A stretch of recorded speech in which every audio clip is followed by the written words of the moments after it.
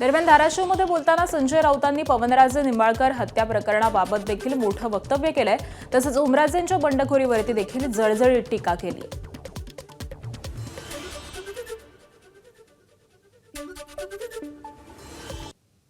अत्यंत कठीण परिस्थितीत मला उद्धव साहेबांनी माझा हात पकडला, मला साथ दिली, मला एक वेळा आमदार केलं, 2 वेळा खासदार केलं. अशा परिस्थितीत मी पद आणि पैशासाठी उद्धव साहेबांना कधीच सोडणार नाही. मग आता काय केलंस गद्दारा? अरे त्या आता काय केलेलं आहे? हा तुमचा खासदार 100 कोटीला विकला गेला, 100 कोटीला विकला गेला, 100 कोटीला. हा का गेला? प्रचंड भ्रष्टाचार केला त्याने, त्याच्या कुटुंबानं.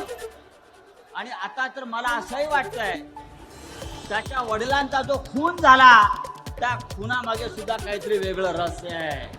7 मे 2024 ला समाधान पाटील, 7 मे 2024 ला भूम तालुक्यातल्या पाटसांगवी गावातला शिवसैनिक समाधान पाटीलची हत्या झाली.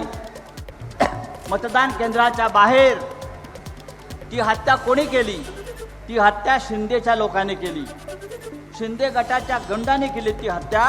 आणि आज हा खासदार त्या मारेकरांच्या गोटामध्ये जाऊन बसलेला आहे. लाज वाटली पाहिजे. ज्याने तुझ्यासाठी प्राणांचं त्याला विचारलंस, त्याच्या आत्म्याला विचारलंस? एबीपी माझा, उघडा डोळे बघा नीट.